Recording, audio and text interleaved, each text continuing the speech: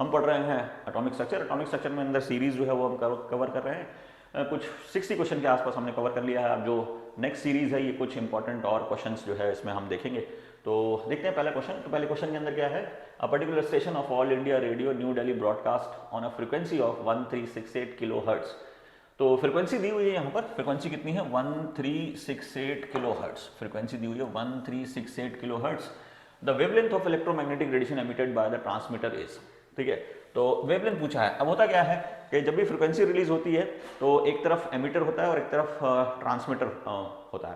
तो एमिट जो है फ्रीक्वेंसी, एमिटर फ्रीक्वेंसी को एमिट करता है और यानी ट्रांसमीटर जो है एमिट करता है और फिर रिसीवर जो है उसको रिसीव करता है, इससे सिग्नल कनेक्शन बन जाता है। तो ये DTH और जो हमारा टेलीकम्युनिकेशन है उसके अंदर ये सारी टेक्नोलॉजी यूज होती है। तो इस क्वेश्चन के हिसाब से जो है फ्रीक्वेंसी जो दी गई है, फ्रीक्वेंसी जो है फ्रीक्वेंसी दी गई है 1368 इंटू 10⁻³ हर्ट्ज, ये दी गई है। और वेवलेंथ जो है ये पूछी है, वेवलेंथ पूछी है। हमारे पास फॉर्मूला क्या है, new into lambda is equals to C. अब सी की जो वैल्यू है ये दे दी है इन्होंने, कितनी दी है 3.0 इंटू 10⁸ मीटर पर सेकेंड, ये दी है। बस मुझे जो है कैलकुलेशन करनी है, वैल्यू रखनी है, तो मेरे पास पता है। तो इससे, इस फॉर्मूले से, ये जो फॉर्मूला है इसकी वजह से मैं निकाल लूंगा lambda is equals to c by nu. ये बस मुझे रखना है lambda is equals to c. C कितना है 3.0 इंटू 10⁸ मीटर पर सेकेंड। और जो फ्रिक्वेंसी है, फ्रिक्वेंसी कितनी है, तो फ्रिक्वेंसी है 1368 इंटू 10⁻³ हर्ट्ज। हर्ट्ज का मतलब पर सेकंड होता है, तो हर्ट्ज में हटा देता हूँ और इसकी जगह पर सेकंड ही लिख दूंगा। तो सेकंड से सेकंड कैंसिल हो जाएगा, तो पर सेकंड यानी 1/सेकंड लिखा और 1/सेकंड वहाँ चला जाएगा, तो उससे ये हमारा हो जाएगा सेकंड ऊपर चला जाएगा, तो ये आ गया हमारा सेकंड। तो सेकंड से सेकंड कैंसिल। अब इस जो वैल्यू है 1368, इसको भी मैं लिख सकता हूँ lambda is equals to 3.0 into 10⁸ metres upon 1.368, क्योंकि 3 तो पहले ही है यहाँ पर पावर, और डेसिमल जो मैंने 3 इधर किसका आया है, तो ये 1.368 करा तो इंटू 10⁻6 आ जाएगा, क्योंकि 3 पावर वहाँ थी और 3 पावर इधर किसका आई, तो 10⁻6 आ गया।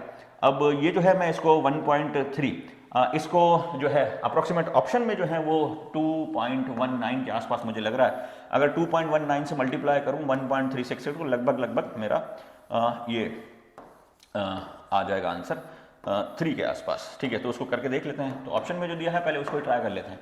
तो 1.368 इंटू 2.1 तो कितना आता है ये 2.19 की जगह 2.2 ही कर लेते हैं, 2.2 से मल्टीप्लाई कर देते हैं, 2.2, ठीक है। तो 8 दूनी 16 का 6, यहाँ से लगा 1, 6 दूनी 12 13 का 3, यहाँ से लगा 1, 3 दूनी 6 6 और 1 7, 2 एकम 2, ठीक है। 8 दूनी 16 का 6, यहाँ से लगा 1, 6 दूनी 12 13 का 3, यहाँ से लगा 1, 3 दूनी 6 6 और 1 7, 2 एकम 2, ठीक है। तो ये आ गया 6, 6 3 9, 7 3 10 का 0, यहाँ से लगा 1, 7 3 10 का 0, यहाँ से लगा 1, 2 और 1 3, और 1 2 3 4, 1 2 3 4, तो लगभग 3 के आसपास आ रहा है। तो मतलब ये जब कैंसिल करोगे आप, तो ये जो वैल्यू आ जाएगी, ये वैल्यू आ जाएगी 2.2 या 2.193 मान लो, ठीक है। अब पावर को कैंसिल कर लेते हैं। तो पावर जो है नीचे 6 है और ऊपर 8 है, तो नीचे से माइनस जाएगा, तो ये बच जाएगा आपका 2। तो ये आ जाएगा आपका 2.193 इंटू 10⁻² मीटर्स, ये आपका वैल्यू आ गया। तो इसको सॉल्व करेंगे तो 219.3 मीटर्स, ठीक है। तो 219.3 मीटर्स, देखो ये 219.2 और 219.3 कितना ज़्यादा क्लोज ऑप्शन दिया, ठीक है, कितना ज़्यादा, बहुत ज़्यादा क्लोज ऑप्शन दिया है। तो मैंने जो है वो वैल्यू को यहाँ पे बढ़ा दिया है, तो लगभग इसको यही मानते हैं 219.21, तो ये ठीक है, हम उसको वही मान रहे हैं 219। बहुत ज़्यादा क्लोज ऑप्शन दिया है, क्योंकि सिंपल सा क्वेश्चन था, तो ये क्वेश्चन एक तरीके से कैलकुलेशन चेक करने के लिए ही है। ओके, नो इश्यूज, ठीक है। तो नेक्स्ट क्वेश्चन के अंदर क्या है, from the following pair of ion which isoelectronic. देखिए ये तो वापस से आइसोइलेक्ट्रॉनिक के पीछे ही पड़ गए 2021। आइसोइलेक्ट्रॉनिक के क्वेश्चन कुछ ज़्यादा ही पूछ लेते हैं। तो Fe2+, अब वो जो है ये आपको एटॉमिक नंबर पता होना चाहिए। तो आयरन जो है वो, इसका एटॉमिक मास होता है 56 और एटॉमिक नंबर है 26, तो 26 आयरन जो है वो 26 है। और मैग्नीज जो है क्रोमियम होता है, तो क्या है कर्मन।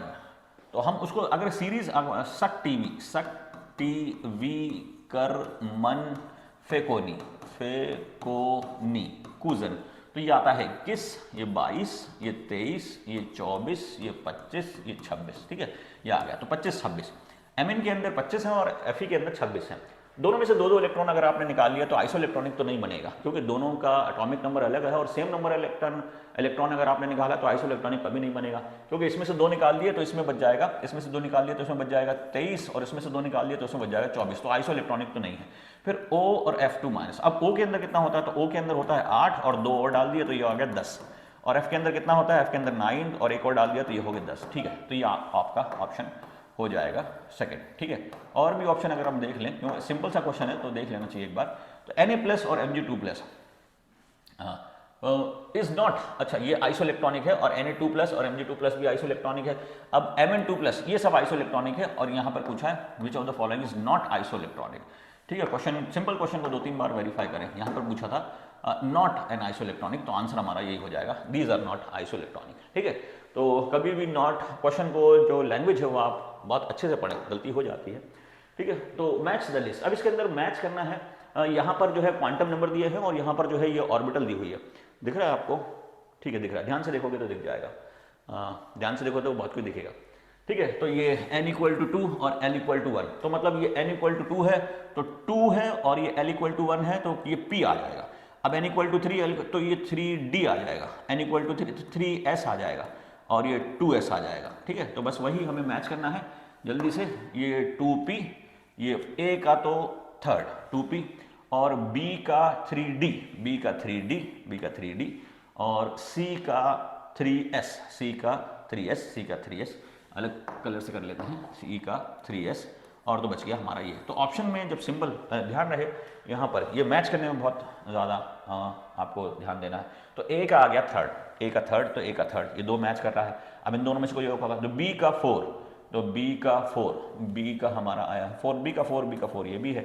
अब c के बेस पे टाई ब्रेकर है, तो c का यहाँ पर थर्ड है और c का यहाँ पे 1 है, तो c का हमारा क्या आ गया, c का हमारा गया सेकंड, तो c का सेकंड आ गया, ठीक है। तो d का 1 आ गया, तो d का आ गया, तो ये हमारा आंसर हो जाएगा, ठीक है। तो क्वांटम नंबर से टाइप ऑफ ऑर्बिटल निकल जाएगा, टाइप ऑफ ऑर्बिटल से सिर्फ आपको वो मैच करना है और कुछ नहीं करना है, ठीक है। ऑलराइट बच्चों, तो नेक्स्ट क्वेश्चन देखते हैं। तो नेक्स्ट क्वेश्चन क्या है हमारा, when electromagnetic radiation of wavelength 300 nanometer falls on the surface of metal, electrons are emitted with the kinetic energy of 1.68 into 10 to the power 5 joule per mole. What is the minimum energy needed to remove an electron from the metal surface? मतलब क्या है, question ये है कि ये photo electric effect का question है। आप ये ध्यान रखें, photo electric effect was discovered by Hertz and Nobel Prize to the photoelectric effect was given to Albert Einstein. Einstein gave the photoelectric effect equation. Einstein gave the photoelectric effect equation in 1951. 1951 में जो है photo electric effect equation जो दी गई। पहले तो देख लीजिए photo electric effect क्या है, वैसे सब जानते हैं, कलाकार हैं आप लोग। तो ये जो है ये इंसिडेंट रेडिएशन है, इंसिडेंट रेडिएशन। ये जब गिरता है तो इसमें क्या होता है, फोटोन जो है जब गिरते हैं मेटल की सरफेस पर टकराते हैं, तो अगर इनकी एनर्जी इतनी है कि इसमें से इलेक्ट्रॉन बाहर निकाल सकें तो ये इलेक्ट्रॉन बाहर निकाल देते हैं। अब ये इलेक्ट्रॉन जो निकला ये इजेक्टेड इलेक्ट्रॉन कहलाएगा और ये फिर जो है वो v स्पीड से ट्रैवल करता है, क्योंकि इसके पास मास होता है तो इसके पास काइनेटिक एनर्जी भी आती है। मतलब ये जो आपने एनर्जी डाली है, इंसिडेंट एनर्जी डाली है, वो दो काम करती है। एक तो इलेक्ट्रॉन को निकालती है, ये थ्रेशोल्ड एनर्जी कहलाएगी, और इसी इलेक्ट्रॉन को प्रोपेल करती है, मतलब काइनेटिक एनर्जी देती है 12 mv²। तो मतलब जो इंसिडेंट रेडिएशन है, टोटल एनर्जी मतलब, या इंसिडेंट एनर्जी, मैं इसको इंसिडेंट एनर्जी लिख लेता हूँ, IE, जो इंसिडेंट एनर्जी है, IE incident energy, incident energy जो है ये दो काम करती है। एक तो थ्रेशोल्ड एनर्जी मतलब प्रोवाइड कराती है ताकि ये जो इलेक्ट्रॉन जो है ये निकल जाए, थ्रेशोल्ड एनर्जी। इसी को वर्क फंक्शन भी बोलते हैं, थ्रेशोल्ड एनर्जी। और दूसरा जो है इसके अंदर इलेक्ट्रॉन को काइनेटिक एनर्जी देती है, काइनेटिक एनर्जी, तो इसको वर्क फंक्शन भी बोलते हैं, threshold energy. And it is very much similar to ionisation energy, ionisation energy के बराबर ही होती है। तो एक बार एटम में से इलेक्ट्रॉन निकाल लिया, आयनाइज हो गया, अब उसको जो है काइनेटिक एनर्जी देना है, बची हुई एनर्जी जो है वो काइनेटिक एनर्जी देगी। अब आपको पता है इंसिडेंट एनर्जी जो है ये हमारी निकलती है E = hc/λ। ये जो है ये एनर्जी जो है ये एक फोटोन की है, hc/λ जो देता है ये एक फोटोन की एनर्जी देगा। तो एक मोल फोटोन की एनर्जी कितनी हो जाएगी। देखो क्या होता है, ये जो है फोटो इलेक्ट्रिक इफेक्ट ये क्वांटाइज्ड नेचर ऑफ लाइट को बताता है। ये बताता है कि एनर्जी जो है वो क्वांटाइज्ड है। एक फोटोन की एनर्जी अगर x है तो एक मोल फोटोन की energy NaX Avogadro number into x हो जाएगा। तो photo electric effect explains about the quantized nature या पार्टिकल नेचर ऑफ लाइट। तो मतलब ये है कि पार्टिकल से पार्टिकल टकराएगा, कंजर्वेशन ऑफ एनर्जी होगी, तो इसके पास जो एनर्जी है वो यहाँ पे इसको हिट करेगा और इसमें से इलेक्ट्रॉन निकाल देगा। जैसे कि स्ट्राइकर, कैरम बोर्ड में स्ट्राइकर जो करता है या कंचे गोटियां जो खेलते हैं उसमें क्या होता है, आप जो मारते हो तो वो जो है गोटी पे हिट करता है और इसकी जो एनर्जी है वो उसमें चली जाती है। हम कंजर्वेशन ऑफ एनर्जी मान रहे हैं, यहाँ पे एनर्जी का लॉस नहीं मान रहे हैं। तो यही कॉन्सेप्ट है कि जो फोटोन है इससे टकराएगा, इसमें से कुछ एनर्जी जो है वो मेटल में से इलेक्ट्रॉन निकालने में चली जाएगी, बाकी एनर्जी जो है वो काइनेटिक एनर्जी देगी इलेक्ट्रॉन को। ठीक है, तो इसके अब ये जो है ये एक फोटोन की एनर्जी hc/λ, तो एक मोल फोटोन की एनर्जी इनटू Na हो जाएगा। अब मैं मोल क्यों कर रहा हूं, क्योंकि यहां पर जो काइनेटिक एनर्जी दी है ये एक मोल की दी गई है, एक मोल इलेक्ट्रॉन की दी गई है। तो यहां पे थ्रेशोल्ड एनर्जी मोल, ये भी मोल के लिए आएगा। Threshold energy for 1 mole electron plus kinetic energy for mole electron, तो ये सब जो है मोल में चलेगा। ठीक है ना, तो आपको नंबर भी बैलेंस करना है और एनर्जी को भी बैलेंस करना है। मतलब एक मोल की एनर्जी ये है, एक मोल की थ्रेशोल्ड एनर्जी ये है और एक मोल की काइनेटिक एनर्जी ये है। बस इसका जो है डेटा रख देना है और डेटा रख के भाग जाना है। ठीक है, सॉल्व कर लेना है। ठीक है, अब इनका जो है ये हम वैल्यूज रख देते हैं और इनको सॉल्व कर लेते हैं। ठीक है, ओके, चलो वो मिटाओ ये। ठीक है, वैल्यू रख देते हैं। तो वैल्यू के हिसाब से h की वैल्यू हमारी क्या है, 6.6 इंटू 10⁻34 दिख रहा है। दूसरा कलर लेते हैं, ठीक है, थोड़ा सा लाइटम। हाँ, तो 6.6 इंटू 10⁻34 जूल सेकेंड। अब c है 3 इंटू 10⁸ मीटर पर सेकेंड और इंटू Na। अब ये hc लैम्डा कितना है, 300 नैनो होता है 10⁻⁹ मीटर्स, और ये Na एवोगाड्रो नंबर से मल्टीप्लाई कर देंगे तो ये हो जाएगा, एवोगाड्रो नंबर है 6.022, तो मैं उसको 6 ही मान रहा हूँ, इंटू 10⁻23 पर मोल, ये आ गई। ठीक है, तो अब नीचे वाले को कैंसिल कर लेते हैं, नीचे वाले को हटा देते हैं, नीचे वाले को हटा दो, नीचे वाले को हटा दो, बैठ जा।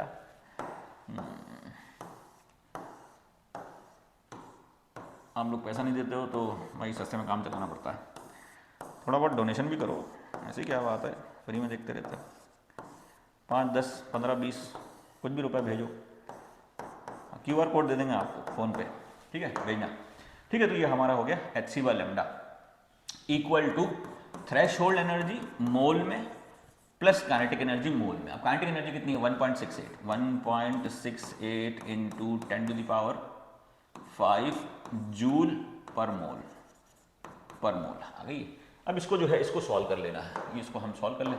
तो देखो क्या है, पहले तो मैं इसको जो है 300 है ना, 300 को इधर ये 0 कैंसिल कर दें, 0 कैंसिल करते हैं, -7 9 से -7 आ गया।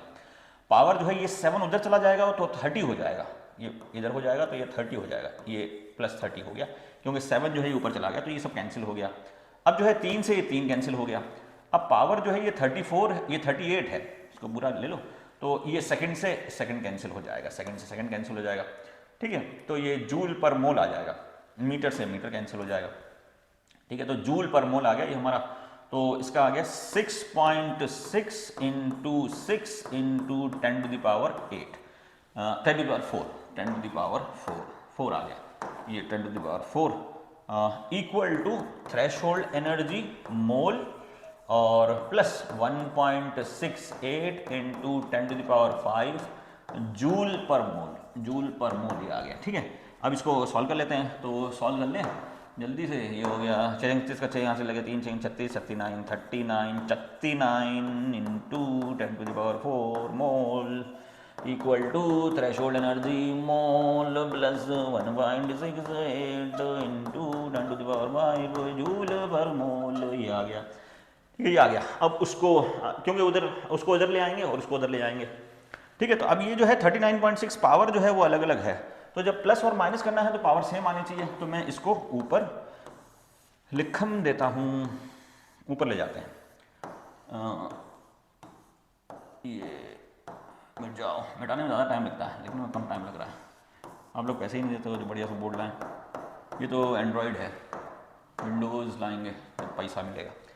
ठीक है, तो इसको मैं लिख सकता हूँ, इसी चीज़ को मैं लिख सकता हूँ 3.9 वापिस से लिखो, फ्री में तो कुछ भी करोगे। 3.96 इंटू 10⁻⁴, 10⁻⁵ हो गया। ठीक है, 10⁻⁵ हो गया, 10⁻⁵ आ गया। ठीक है ना, तो डेसिमल को यहाँ किसका है तो एक प्लस में बढ़ जाएगा, तो वो mole equal to TE total energy, threshold energy mole, plus 1.68 into 10⁵ joule mole, joule पर मोल, ये आ गई। अब इसको जो है नीचे वाले को हटा दे तो उसको जो है वो मैंने देख लिया। अब बस जो है रीअरेंज करके फाइनल आंसर जल्दी से निकाल लेते हैं, टाइम ख़राब नहीं करते हैं आपका। ठीक है, तो ये हम कर देते हैं। ठीक है, तो ये आ गया। अब उसको इधर ले आते हैं, 3.96 इंटू 10⁵ मोल जूल पर मोल और equal to threshold energy moles में, अरे यार माइनस करना है, इसको इधर ले आए, बार बार वही चीज़ लिख रहा है। हाँ, तो इसको यहाँ लिया है, ये माइनस में आ गया, माइनस 1.68 इंटू 10⁵ जूल पर mole equal to threshold energy mole में। ठीक है, ये आ गया। अब इसको जो है माइनस करेंगे तो माइनस करने के बाद ये आ जाएगा 3.1, तो ये आ गया 3.96 माइनस 1.68, तो 16 8 8 16 1 1.2.18, तो 2 पॉइंट समथिंग इंटू 10⁻, ये आ गया 3.96, तो ये आ जाएगा C 2.28, 16 8 और इधर बच गया आपका 8, 2.28 के आसपास आ रहा है। 2.28 इंटू 10⁵, 2.28, ठीक है ना, 2.28 इंटू 10⁵, तो अप्रॉक्सीमेट आंसर हमारा आ गया 2.28 इंटू 10⁵, तो ये आ गया हमारा 2.28 इंटू 10⁵, माइनस करने पे 1.68 को माइनस करा और 3.96 में से तो 16 8 और इधर से 1 किया तो इधर 6 2, तो 2.28 into 10⁵, that is approximately equal to 2.31 into 10⁵ joule पर मोल, तो ये आंसर आ गया हमारा जूल पर मोल। ठीक है, तो ये था ऐसे। तो आपको बस यूनिट का ध्यान रखना है, जूल पर मोल कहाँ पे लगाना है, जहाँ पे 1:1 दे तो वहाँ तो 1:1 का रेशियो लगाना है, जहाँ जूल पर मोल दे वहाँ जूल पर मोल का इक्वेशन लगाना है। ठीक है, तो बढ़ते हैं अपने नेक्स्ट क्वेश्चन पे। तो क्वेश्चन नंबर 5, ठीक है, तो हमें पता है आर ऑफ, ये आ गया आपका r in the second Bohr orbit of He plus ion 105, r second R2 of, ये आ गया आपका R2 of He plus divided by R3 of Li2 plus, ये भी मैं रख दूंगा R। अब मुझे पता है यहाँ पर ये जो है ये आ गया 105.8 पिकोमीटर और ये जो है ये मुझे निकालना है, ये x आ गया।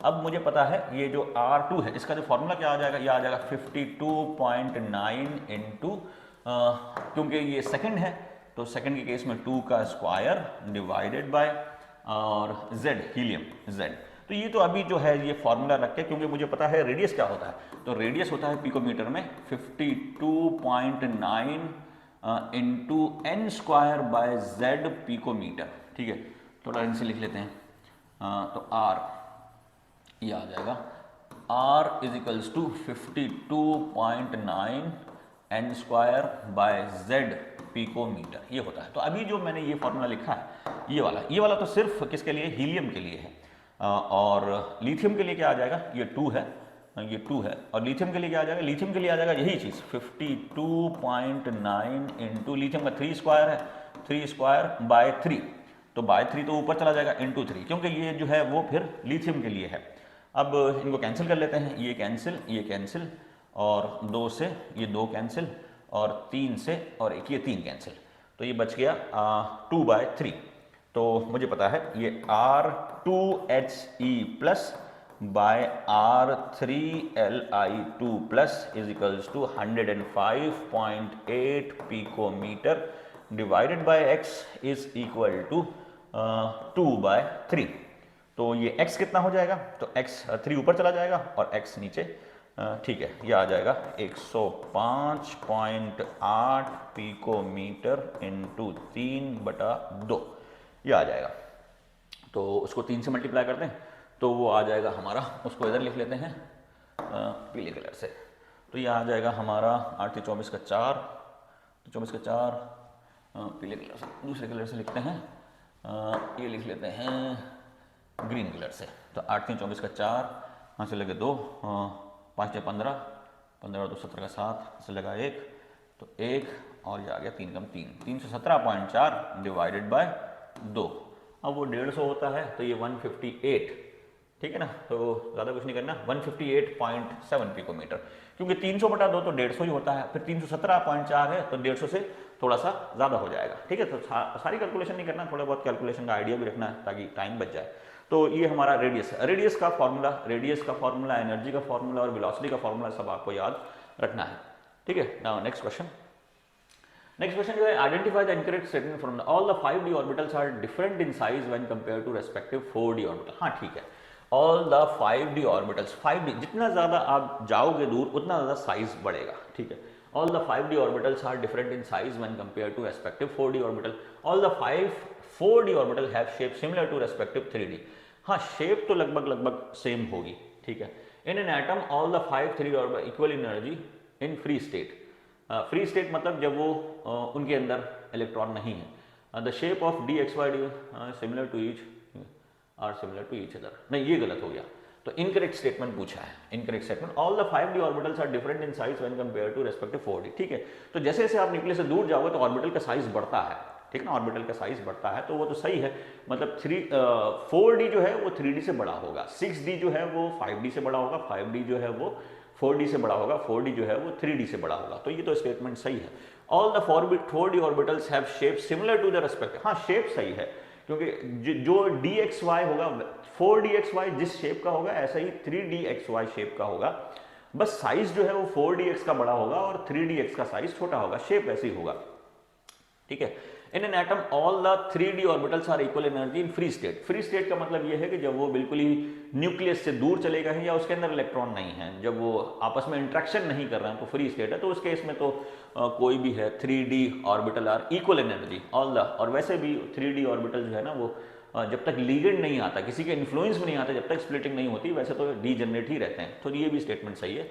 The shape of dxy, dyz, dzx orbital are similar to each other and dx² and z² similar. ये चीज यहाँ गलत हो गई, क्योंकि आपको पता है अगर शेप की बात करें, अगर d की बात करें तो d ऑर्बिटल्स जो हैं, d ऑर्बिटल ये दो तरह के होते हैं। एक होता है T2g और एक होता है EG। तो ये G-रेड और N-G-रेड वो हायर लेवल का है, MSc में बताते हैं, सिमेट्री से रिलेटेड है वो G-रेड और N-G-रेड।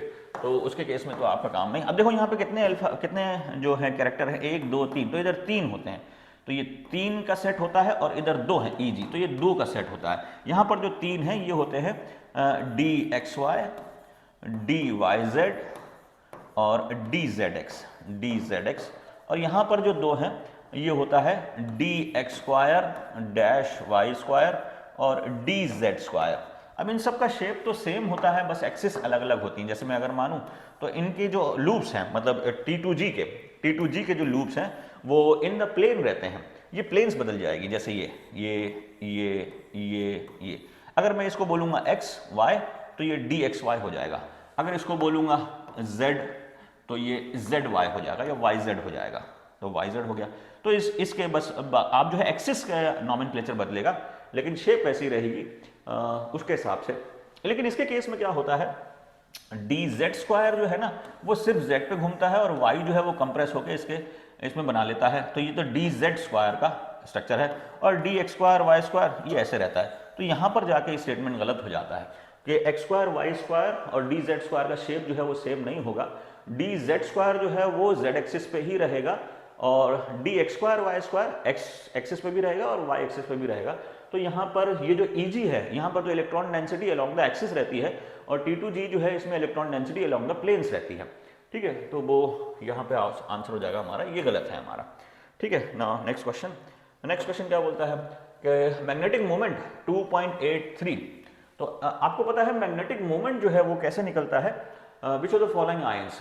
मैग्नेटिक मोमेंट निकलता है हमारा mu m is equals to root n into n plus two Bohr magneton, n into n plus two B M Bohr magneton.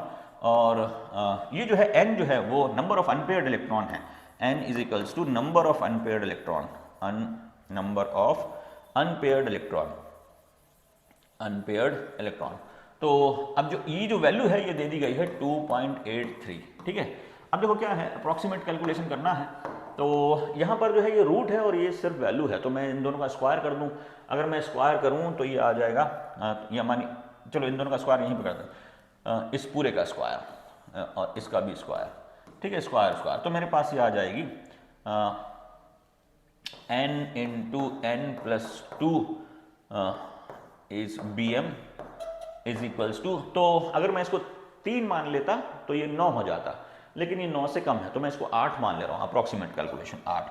तो इसके हिसाब से n की जो वैल्यू आएगी आपकी, n की जो वैल्यू आएगी ये आ जाएगी 2 + 2 2, n की वैल्यू आ गई 2, यानी वो आयन जिसके अंदर 2 अनपेयर्ड इलेक्ट्रॉन हो।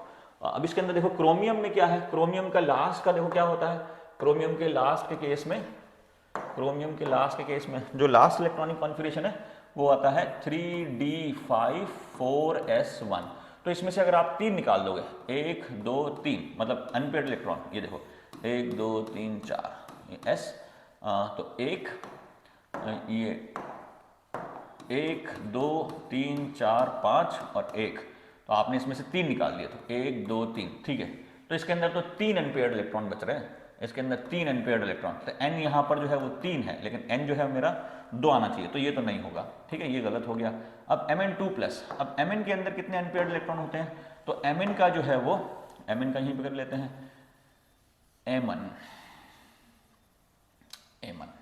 तो Mn का यहाँ पे कर लेते हैं, तो मैंगनीज का होता है 25, तो ये आ जाता है 1 2 3, ये आ जाता है 4s2 1 2, और ये 1 2 3 4 5। अब इसमें से 2 निकाल दिए तो इसमें से निकाल दिए, इसमें तो 5 अनपेयर्ड इलेक्ट्रॉन हो गए। अब T शक्ति, तो उसमें शक्ति 1 2 3 4, तो ये Ti का कर लेते हैं, Ti के केस में 1 2, और शक्ति ये 1 2। अब ये 2 निकल गए तो इसके केस में 2 ही बचेगा। ठीक है, तो ये Ti हमारा सॉरी 3 निकल गए, सॉरी 3 निकल गए, 3 निकालना 3, तो 3 निकल गए, तो ये इसके अंदर तो अनपेयर्ड इलेक्ट्रॉन एक ही बचा Ti3+ में। और Ni का क्या होता है, Ni का होता है 28, Ni का कितना होता है 28, तो ये हो जाता है Ni का इधर 4s2 3d8, 4s2 3d8, 4s2 1 2 3 4 5 6 7 8, तो 2 निकल गए, तो 2 अनपेयर्ड इलेक्ट्रॉन बचे, तो इसमें हमारा आंसर हो जाएगा ये। तो n यहाँ पर जो है वो 2 है, ये Nb यहाँ पर भी जो है वो 2 है। तो n इंटू एन प्लस 2, ये फॉर्मूला इंपॉर्टेंट है, याद रखना। और वो ऑर्बिटल वाले से कंफ्यूज नहीं हो जाना, ऑर्बिटल एंगुलर मोमेंटम जो है ये मैग्नेटिक मोमेंट है, मैग्नेटिक मोमेंट। देखो 3-4 फॉर्मूले जो है ना ये कंफ्यूजिंग है, तो वो कंफ्यूजन को दूर करने के लिए बार बार रिवीजन है, या फिर बार बार जो है हमें देखो, मतलब इंग्रेस को देखो, या फिर जो है सब्सक्राइब कर लो तो भी कंफ्यूजन नहीं होगा। सब्सक्राइब कर लोगे तो कुछ नहीं होगा, पास हो जाओगे। ठीक है ना, सब्सक्राइब ही नहीं करोगे जब तक नहीं बोलूँगा। ठीक है, तो ये क्या है, हाँ L इंटू L+1 रूट, ठीक है, एक तो ये फॉर्मूला होता है, और एक होता है n इंटू n+2 रूट। ठीक है, तो ये तो आपको देता है orbital angular momentum, orbital angular momentum, और ये देता है मैग्नेटिक एंगुलर मोमेंटम। तो ये मैग्नेटिक मोमेंट देता है और ये ऑर्बिटल एंगुलर मोमेंटम देता है। तो यहाँ पर तो L के जैसा है, L के जैसा तो मतलब 1 है, यहाँ पर 1 है, और यहाँ पे N के जैसा है, N के जैसा मतलब उल्टा N ऐसे बना दो, N को घुमा दो तो 2। ठीक है, तो याद करने के लिए, क्योंकि कन्फ्यूजन होता है, कन्फ्यूजन हमें भी होता है, टीचर्स को भी होता है, तो उसको याद करने के लिए ये n को जो है ये 90 डिग्री से घुमा दो। n जहाँ पर है तो 90 डिग्री घुमा दिया तो ये n ऐसा बनेगा। ठीक है, तो ये बन जाएगा 2, हाँ 2 ही बनाना, ये तो मैंने n नहीं बनाया। ठीक है, ये 2 मतलब n into n plus two root वो मैग्नेटिक मोमेंट है और l into l plus one root वो ऑर्बिटल एंगुलर मोमेंटम है, ठीक है। तो वैसे करना है आपको। तो यहाँ पर आंसर तो हमारा निकल, चल निकल, चल निकल। तो ये हमारा अब आ गया energy of an electron 2px। अब आपको पता है कि ये जो है ये 2px equal to 2py equal to 2pz, ये डीजेनरेट ऑर्बिटल होते हैं। तो अब ये है same as that of 2px, ठीक है, सिंपल सा क्वेश्चन है। तो वो डीजेनरेट ऑर्बिटल्स हैं, डीजेनरेट ऑर्बिटल्स, ओके, ठीक है। Now which of the following pair of D orbital will have electron density along the axis, जैसे अभी बता दिया अलोंग द एक्सिस जो है, अलोंग द एक्सिस जो है वो यही होता है, ये सिंपल सा क्वेश्चन, ठीक है, अलोंग दैट। बस इसमें डी जेड की जो शेप है वो अलग होती है, ये डी जेड स्क्वायर हो जाएगा, ये जेड है, ये ध्यान रखना। एक्सिस जो बड़ा लूप, ऐसे लूप जो है ना वो जेड है और जो घूम रहा है वो वाई है। तो और ये डी एक्स और ये वाई और यहाँ पर ये ऐसे डी एक्स स्क्वायर और वाई स्क्वायर, ठीक है। तो अलोंग द एक्सिस जो है पूछ रहा है, तो अलोंग द एक्सिस अगर पूछेगा तो d x square y square. यहाँ पर आपको ये भी दे सकता है ईजी, ईजी के अंदर दोनों कवर हो जाएंगे, अगर ईजी देता है तब भी आंसर हो जाएगा। और along the planes, along the planes पूछता है तो बोलते बोलते गैस हो जाती है। और अलोंग द प्लेन्स अगर पूछता है तो वो हमारा हो जाएगा d x y, d y z, d z x, तो वो हो जाएगा हमारा T2G सेट वाला, ठीक है। तो सिंपल सा क्वेश्चन था ये। Now next question, next question 10, how many electrons can fit in the orbital with n। तो ठीक है, किसकी बात कर रहा है, पहले भी क्वेश्चन देख चुके हैं। n इक्वल टू 3 है, n इक्वल टू 3 है और l इक्वल टू जो है ये 1 है। तो ये बात कर रहा है 3p की, 3p की। तो 3p के अंदर कितने इलेक्ट्रॉन फिट हो सकते हैं, 6, पटाख, ठीक है। तो n और l से ऑर्बिटल का टाइप पता लग जाएगा, ऑर्बिटल के टाइप से फिर हम बहुत सारी चीजें निकाल सकते हैं, कितने इलेक्ट्रॉन होंगे, ठीक है। ये सिंपल सा question. Now next question, magnesium react with element X to form ionic compound if the ground state electronic configuration of X is, ठीक है। तो मतलब ये कह रहा है कि मैग्नीशियम है, मैग्नीशियम मेटल है और कोई भी X है, X कोई भी नॉन मेटल मान लें, उसका ground state electronic configuration 1s2 2s2 और 2p3 है। तो देखो क्या है, अभी क्या हो गया, 3 2 5 5 2 7 मतलब नाइट्रोजन हो गया। अब नाइट्रोजन की जो वैलेंसी होती है 3 होती है, मतलब इससे भी वैलेंसी आप निकाल सकते हो। यहाँ पर ये जो है ये 2 और ये 5, ठीक है ना, ये फर्स्ट ऑर्बिट और ये सेकंड ऑर्बिट। तो सेकंड ऑर्बिट में कितने हैं, 5 हैं, सेकंड ऑर्बिट में 5 हैं, क्योंकि ये, और सेकंड ऑर्बिट में 5 कैसे रहना है, 2 s में चले जाएंगे और 3 p पे चले जाएंगे। तो ये सेकंड ऑर्बिट, तो इसके आउटर मोस्ट में 5 इलेक्ट्रॉन है। अब इसको 8 करने के लिए 3 चाहिए, तो इसकी वैलेंसी जो हो जाएगी, इस x की वैलेंसी जो आएगी -3 है। तो मतलब एक तरीके से नाइट्रोजन है।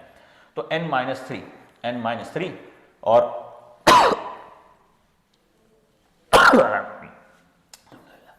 तो Mg2 प्लस है, Mg2 प्लस और ये आ जाएगा n-3। अब इसका जो है फॉर्मूला बन जाएगा, ये 2 नीचे चले जाएगा, वैलेंसी जे क्रॉस मल्टीपल, ये तो 10th में पढ़ाते हैं। तो मतलब हो जाएगा Mg3n2 यानी x2, ठीक है, बिल्कुल लास्ट में दिया। सिंपल सा क्वेश्चन था, पहले आपको घुमाने के लिए 1 2 क्वेश्चन ऐसे दे दिए ऑप्शंस में, बहुत तेज होता है ये टकला टोपी, ठीक है। तो ये हमारा क्वेश्चन नंबर 11, क्वेश्चन नंबर 12, ठीक है। तो बच्चों तो बढ़ते हैं अपने नेक्स्ट क्वेश्चन पे, question number 12, question number 12। Question number 12 क्या कह रहा है भाई, देखते हैं क्वेश्चन नंबर 12 क्या कहता है। For hydrogen spectrum electron transition takes place from n equal to 5 to n equal to 2, मतलब फिफ्थ शेल से सेकंड शेल में इलेक्ट्रॉन आ रहा है। Then emitted wavelength of photon is 434, 434, और ये 5 से 2 पे आ रहा है। तो ये अब ये आपको पता है हाइड्रोजन स्पेक्ट्रम जो है उसके अंदर क्या है, 2 तरह के ट्रांजिशन होते हैं, एक एमिशन स्पेक्ट्रा होता है और एक एब्जॉर्प्शन स्पेक्ट्रा होता है। वो ध्यान रखें, एमिशन स्पेक्ट्रा में क्या होता है कि इलेक्ट्रॉन जो है वो हायर लेवल से लोअर लेवल पे आता है और जो एनर्जी डिफरेंस होता है वो इलेक्ट्रोमैग्नेटिक रेडिएशन में रिलीज कर देता है, जिससे आपको डिफरेंट डिफरेंट लाइंस दिखेंगी।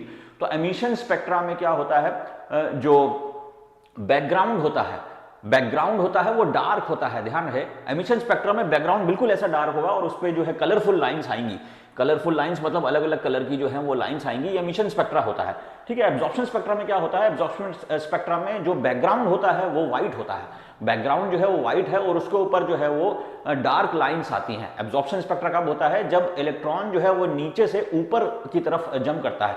एब्जॉर्प्शन स्पेक्ट्रा आपको लाइट, जब आप लाइट डालोगे, मतलब एब्जॉर्प्शन स्पेक्ट्रा में जो एटम है उसको आपको, एटम के जो इलेक्ट्रॉन है उसको एक्साइट करना होगा थ्रू लाइट रेडिएशन जब उसके ऊपर डालोगे तो एब्जॉर्प्शन स्पेक्ट्रा मिलेगा।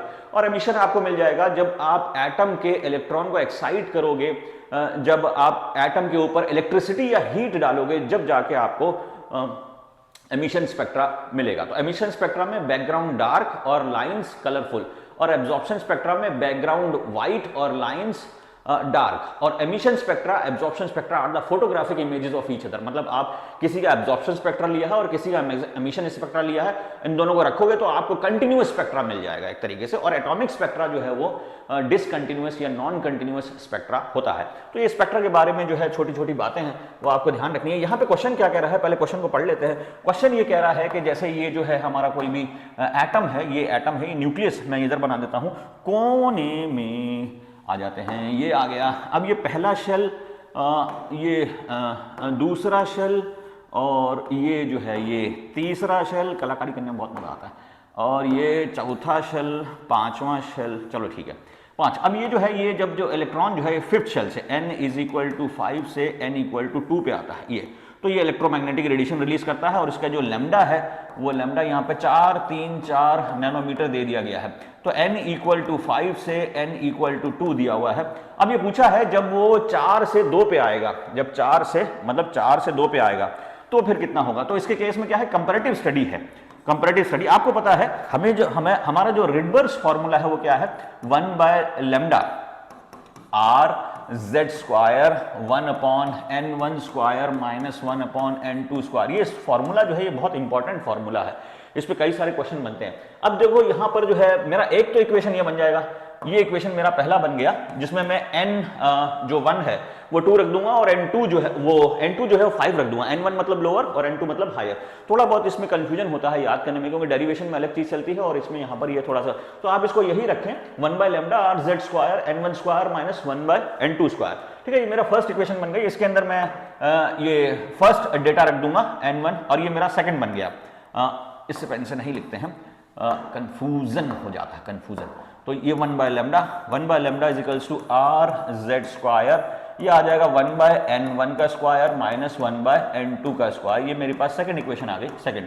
अब दोनों के अंदर मैं डेटा रख देता हूं। पहली वाली इक्वेशन के अंदर पहला डेटा रख देता हूं, 1/λ कितना हो गया, 434 नैनोमीटर, और ये आ गया। क्योंकि एटम सेम है तो Z ही रहेगा, हाइड्रोजन ही है, दोनों जगह हाइड्रोजन ही है, तो ये चीज तो सेम रहेगी। बस यहां पर जो है मैं इसको मिटा के ये n1 मैं रख दूंगा 2 और n2 रख दूंगा मैं 5। तो ये मैंने रख दिया, ये रख दिया 2 का स्क्वायर और एक दिया 5 का स्क्वायर। ठीक है, अब यहां पर मैं दूसरा डेटा रख देता हूं। ये मैंने ये जो है यहां पर लैम्डा तो मुझे निकालना है, ये λ2 मुझे जैसे निकालना है, ये λ1 तो मेरा दिया हुआ था। अब R(Z²), अब मैं n1 यहां पर रख दूंगा 2 और n2 रख दूंगा वहां पर 4। बस ये मुझे करना है, ये 2 का स्क्वायर कर दिया और ये 4 का स्क्वायर कर दिया। अब इन दोनों इक्वेशन से मैं अपना डेटा निकाल लूंगा। इसको मैं मिटा देता हूं। तो ये चल भाई मिट जा, चल घर जा, एटम होगा अपने घर का, चल निकल गया। ठीक है, तो इसको रख देते हैं। ये आ गया हमारा फर्स्ट इक्वेशन, हम मान लेते हैं ये फर्स्ट इक्वेशन हमारी आ गई। First 1/434 nanometre = R(Z²) 1/4 - 1/25। ठीक है, मैं इसको मिटा देता हूँ। ठीक है, ये मैंने मिटा दिया, ये इक्वेशन हट गई हमारी। अब दूसरी इक्वेशन को भी सॉल्व कर लेते हैं। तो ये जो आएगा ये मेरा सॉल्व करके दूसरी इक्वेशन को भी सॉल्व कर लेते हैं। तो दूसरी इक्वेशन मैंने सॉल्व कर ली जल्दी से। ये आ गया मेरा सेकंड इक्वेशन मेरा 1/λ2। λ2 ही मुझे खोजना है 1/2 का 4 और ये -1/16, ये आ गई। ये मेरी सेकंड इक्वेशन आ गई, इसको हटा देते हैं। अब उनको और फर्दर सॉल्व कर लेते हैं।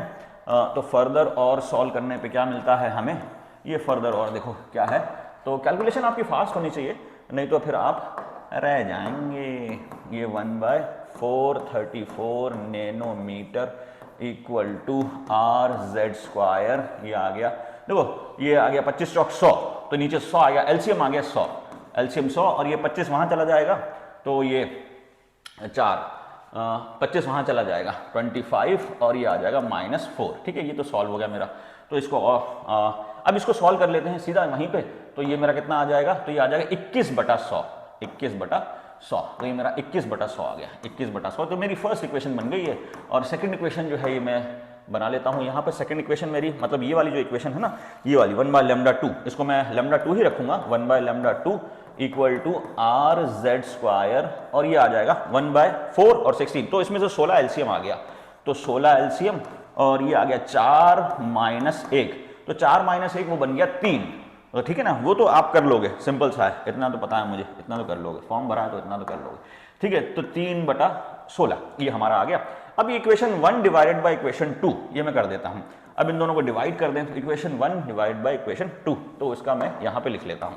ठीक है, अब इन दोनों इक्वेशन को 1 से और 2 से डिवाइड कर दिया, उसका डेटा यूज करके मैं लैम्डा निकाल लेता हूं। ठीक है, ये आ गया। ठीक है, तो इसको कर लेते हैं। ठीक है भैया पुनीत, ये आ गया। ठीक है, तो ये आ गया 1/434 नैनोमीटर, और ये लैम्डा चला गया ऊपर, ये आ गया λ2।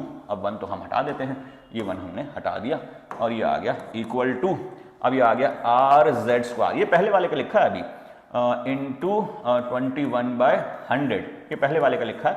नीचे वाले का क्या लिख देंगे, नीचे वाले का दूसरे से लिख देते हैं, इंटू RZ² इंटू 3 इंटू 16, ये ऊपर चला गया। ठीक है, तो इसका मुझे कैलकुलेशन करना है। अब बस ये हमारा आंसर हो जाएगा।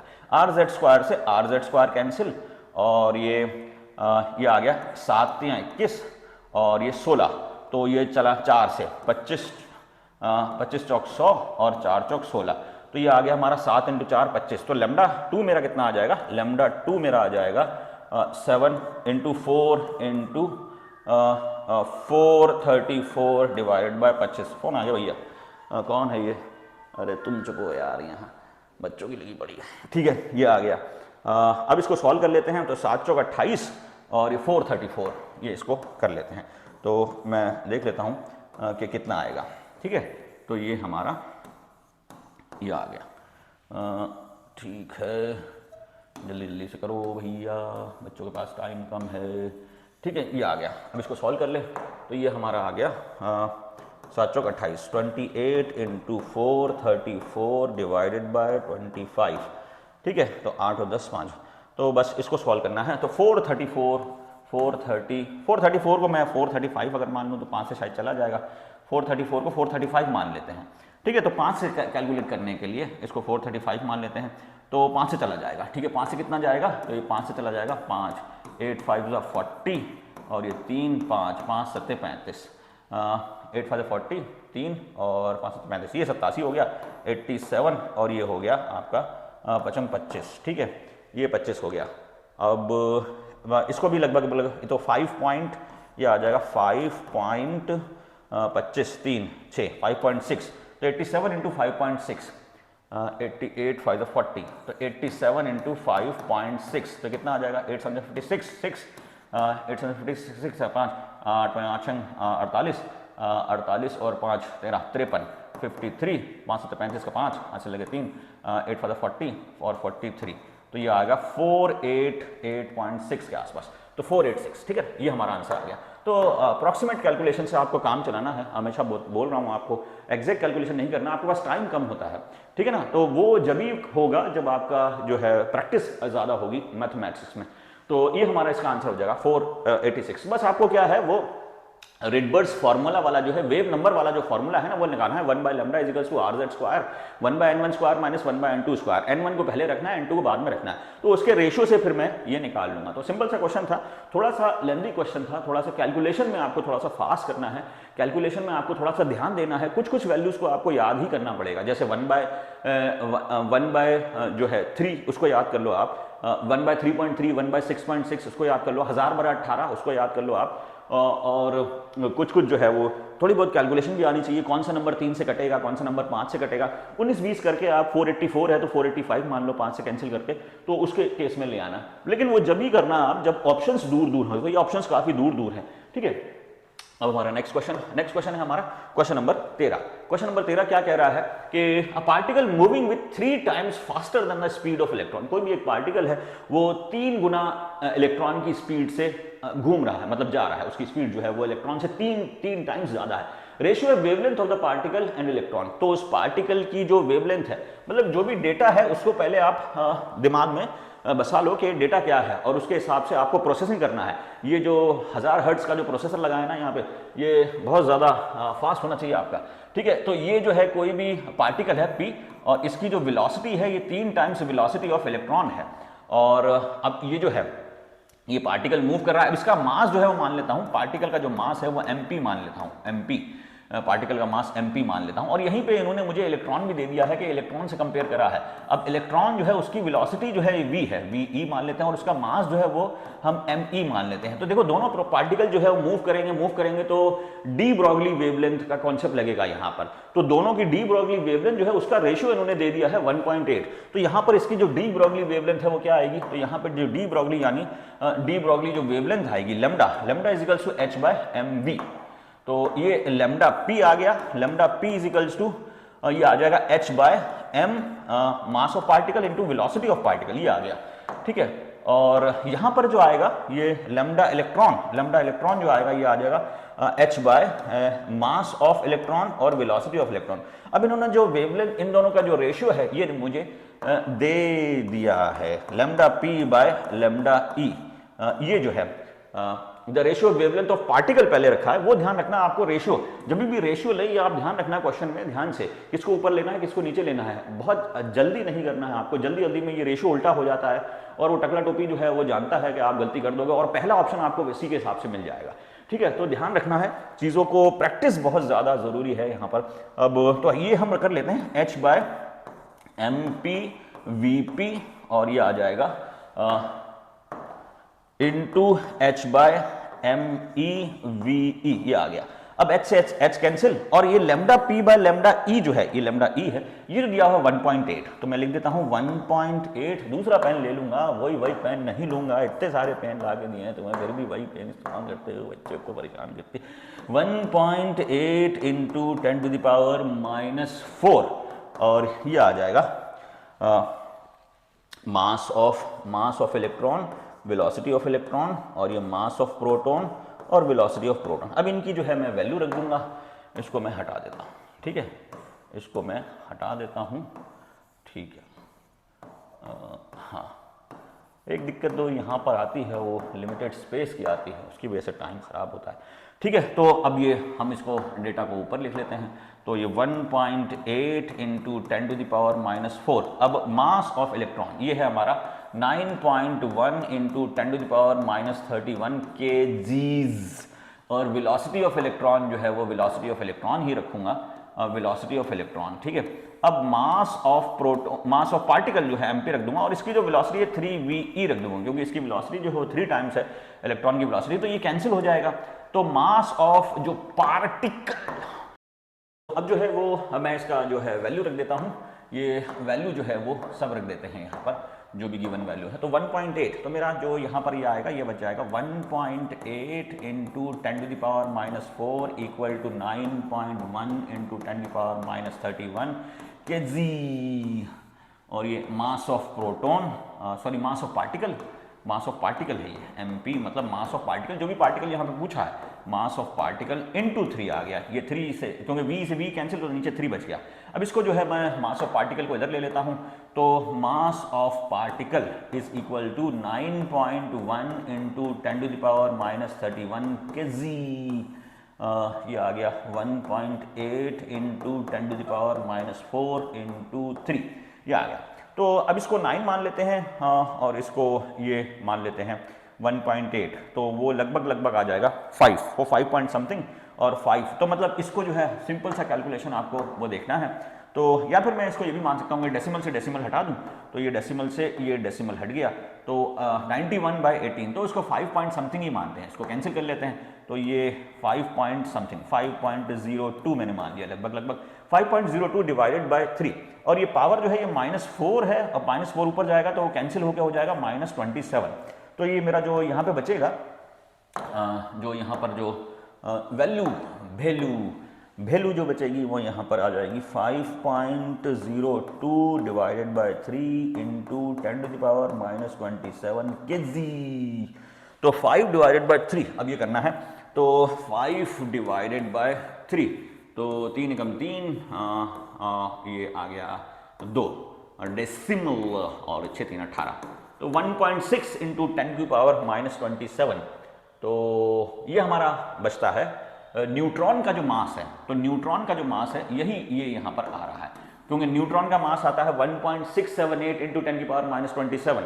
न्यूट्रॉन प्रोटॉन हो जाता तो बहुत मुश्किल हो जाता, लेकिन वो टकला टोपी ने थोड़ा सा रिलेक्शन दिया है आपको, तो न्यूट्रॉन और प्रोटॉन दोनों साथ में नहीं दिया, न्यूट्रॉन प्रोटॉन दोनों साथ में तो बहुत मुश्किल हो जाता हमारे लिए, तो बंगाल जाना पड़ता फिर। ठीक है, तो ये हमारा आ गया यहाँ पर। तो सिंपल सा क्वेश्चन था, इसके अंदर सिर्फ आपको जो है वैल्यूज रखनी थी आपको। ठीक है, तो बढ़ते हैं अपने कुछ और क्वेश्चन की तरफ। कुछ और जो क्वेश्चन है वो इधर उधर से मैंने लिए हैं ताकि आपको जो एक पूरा जो है वो जेस्ट मिल जाए। ठीक है, तो देखते हैं, ये बीच के तो क्वेश्चन हमने कर लिए थे, लास्ट के क्वेश्चन जो है मैंने ऐड करे हैं यहाँ पर। ये जैसे ये वाला क्वेश्चन जो है, तो हाउ मेनी प्रोटॉन, ये तो सिंपल सा है, देखो क्या है एनसीईआरटी का है। कभी कभी बहुत सिंपल क्वेश्चन पूछ लेता है, बहुत हलवा दे देता है, जो बिना दांत वाला भी खा ले। ठीक है, तो how many protons neutrons are present in the following. तो ठीक है, नीचे वाला नंबर तो प्रोटॉन है और ऊपर वाले में से नीचे माइनस कर देंगे तो वो न्यूट्रॉन हो गया, तो ये कराना नहीं चाहिए था। ठीक है, तो इसके अंदर तो एनसीईआरटी क्वेश्चन गलत। The T1 and T2 with the energy of an electron in the first and second excited state of hydrogen atom respectively from the Bohr model of an atom the ratio of T1 T2। ये question थोड़ा सा ठीक है ना, ये आ सकता है। तो ये T1 और T2 जो है ये दो एनर्जी हैं, कहाँ की है, तो ये first and second excited state है, first and second excited state. तो T1 and T2 be the energy of electron in the first and second excited state of hydrogen atom। तो हम energy of first excited state अगर हम देखें E1 first excited state की अगर हम energy देखें तो ये क्या आ जाएगा, ये आ जाएगा -13.6 into z square over n square. अब E1 में फर्स्ट एक्साइटेड स्टेट है, फर्स्ट एक्साइटेड स्टेट मतलब जो है इलेक्ट्रॉन जो है सिर्फ ग्राउंड में था, ग्राउंड मतलब n = 1 था और एक्साइट होकर पहले में चला गया, मतलब फर्स्ट एक्साइटेड स्टेट मतलब n = 1। ठीक है ना, ये ध्यान रखें आप कि कौन सा एक्साइटेड स्टेट है। अगर फर्स्ट एक्साइटेड स्टेट है तो n = 2 हो जाएगा, n = 1 से n = 2 में चला गया, मतलब ये हमारा न्यूक्लियस है, पहला दूसरा तीसरा चौथा और ऐसे बनता रहेगा। ठीक है, तो ये आ गया हमारा, ये ग्राउंड था और ये फर्स्ट एक्साइटेड स्टेट मतलब 2 में आ गया, और सेकेंड एक्साइटेड स्टेट मतलब थर्ड में आ गया। तो फर्स्ट एक्साइटेड स्टेट मतलब ये यहाँ पर n जो है, n का जो स्क्वायर है ये 2 का स्क्वायर रखा जाएगा, तो E1 में रख दूंगा हमारा, बल्कि E1 की जगह ये T1 मान लें क्योंकि इसने T1 माना है, तो T1 मान लेते हैं हम, T1 मान लेते हैं, T1 इक्वल टू ये आ जाएगा -13.6 इंटू Z। अब उसको तो Z ही रखते हैं क्योंकि उसको मुझे सॉल्व नहीं करना है, क्योंकि वो तो कॉमन है दोनों में, तो यहाँ पे 2 का स्क्वायर आ जाएगा, और T2 जो है ये आ जाएगा -13.6 इंटू Z का स्क्वायर ओवर, अब सेकंड है तो वो थर्ड एक्साइट मतलब थर्ड हो गया, 3 स्क्वायर, स्क्वायर बनाना है, स्क्वायर ये आ गया। अब इसका जो है ये रेशियो बस पूछा है इसने T1 T2, तो रेशियो जो है ये बहुत आसान है रेशियो। ठीक है, तो ये -13.6 into Z square over n square, अब यहाँ पे 2 रखा है तो नीचे हो जाएगा 4, ठीक है, इंटू -13.6 इंटू Z स्क्वायर, और नीचे 3 है तो 3 का स्क्वायर 9 हो गया, तो ये आ गया 9, तो ये सब कट जाएगा, तो 9/4, T1/T2 9/4। तो ये क्वेश्चन थोड़ा सा ठीक था, ठीक है ना, एनटीए से क्वेश्चन पूछ सकता है। थोड़ा बहुत ये जो है कैलकुलेशन वाइज जो है ये थोड़ा सा बड़ा क्वेश्चन बन सकता है, लेकिन कैलकुलेशन को आप फ्रैक्शंस में, केमिस्ट्री में आपका कैलकुलेशन टाइम नहीं लेना चाहिए, ठीक ना। ऑल्दो जो केमिस्ट्री के जो बायो के जो स्टूडेंट हैं वो तो उनको थोड़ा डर लगता है, लेकिन जो उसके जेई के स्टूडेंट्स हैं वो तो जल्दी कर लेते हैं, उनको आदत होती है कैलकुलेशंस की, क्योंकि उनका मैथ्स जो है वो थोड़ा स्ट्रांग होता है। नीट वाले बच्चे भी जो हैं वो मैथ्स का पढ़ा करें, ठीक है। अब ये जो है ये in the given figure the energy level, अब ये जो है ये जो फिगर जो गिवन है, ठीक है, फिगर गिवन है, ये मतलब डायग्राम जो गिवन है, in the given figure the energy level of hydrogen atom have been shown along with some transitions A B C D E। मतलब 5 ट्रांजिशन दिए। देखो ये कंटिन्यूम मतलब वो इनफाइनाइट से मान लो आप पीछे के पीछे कंटिन्यूअस होता ही चला जा रहा है। यहां पर देखो एनर्जी, ये ध्यान दो आप, देखो क्या चीज है ये जो है ये 0 इलेक्ट्रॉन वोल्ट है एनर्जी। जब एनर्जी 0 इलेक्ट्रॉन वोल्ट है तो एन इनफाइनाइट हो गया, मतलब इनफाइनाइट, ये कंटिन्यू का मतलब इनफाइनाइट भी चलते चला गया। एटम की बाउंड्री नहीं होती है, ये आप ध्यान रखें। एटम के केस में हम रेडियस जो देखते हैं वो फर्स्ट न्यूक्लियस से लेके हम जो वैलेंस शेल है बस वहीं तक काउंट करते हैं। वैसे एटम के अंदर हम कोई बाउंड्री नहीं मानते। Atoms can have infinite shells, atom की इनफाइनाइट, तो इसलिए कंटिन्यूम बनाया। वहां पे जो एनर्जी है वो 0 है, मतलब n इक्वल टू इनफाइनाइट है। तो यहाँ पे जो एक इलेक्ट्रॉन है ये ट्रांजिट होके दिख रहा है, ठीक है। तो इलेक्ट्रॉन जो है इनफाइनाइट स्टेट से पहले जो शेल में है ये ट्रांजिट हो रहा है। और दूसरा जो है वो n इक्वल टू 5 से n इक्वल टू 2 में आ रहा है, n इक्वल टू 5 से n इक्वल टू 3 में आ रहा है, n इक्वल टू 4 से n इक्वल टू 2 में आ रहा है, और इनफाइनाइट से फिर वो n इक्वल टू 1 पे आ रहा है, ठीक है। और यहाँ पर जो है ये इन्होंने एनर्जी भी दे रखी है। डायग्राम को हमेशा ध्यान से पढ़ें, जो डेटा दिया हुआ है उसको हमेशा आप ध्यान से करें। अब इसमें पूछा क्या है, तो अब ये जो पूछा है ट्रांजिशन ए बी सी, सिर्फ इन 3 ट्रांजिशन पे फोकस कर रहा है वो। ट्रांजिशन ए बी सी जो है उसके बारे में जो है स्टेटमेंट इन्होंने दिए हुए हैं, और उन स्टेटमेंट को आपको जो है ये देखना है, ठीक है। बीच में लाइन, ये जो हमारा डिजाइनर है, ये बड़ा गंदा डिजाइनर, बीच में लाइन छोड़ दी, बच्चे पकड़ लेंगे, ठीक है। तो सीरीज लिमिट, अब देखो जो लिमिट लाइन, अब पहले जो है आप थोड़ा सा हम इसको पढ़ लेते हैं। मैं इस स्लाइड को जो है ये साफ कर लेता हूँ, या कोई स्लाइड बीच में जुड़ जाएगी। इंसर्ट न्यू स्लाइड, न्यू आ गई। कौन सा करें, ब्लैंक कर देते हैं, ठीक है। तो ये जो है ठीक है, अभी यही रखते हैं वाइट वाला। आपको जो यहाँ पर जो है ये इलेक्ट्रॉनिक ट्रांजिशन से काफ़ी ज़्यादा क्वेश्चन आ सकते हैं। नहीं भाई मेरी शक्ल सही नहीं दिख रही इसमें, कुछ दूसरा करेंगे, ये इसको मिटा देते हैं।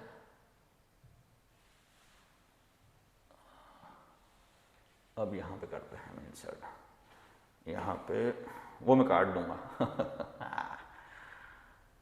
कॉपी बैकग्राउंड,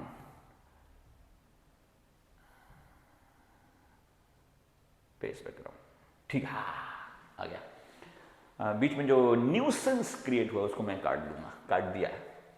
ये इलेक्ट्रॉनिक ट्रांजिशन जो है ये इंपॉर्टेंट है। देखो क्या होता है, ये n इक्वल,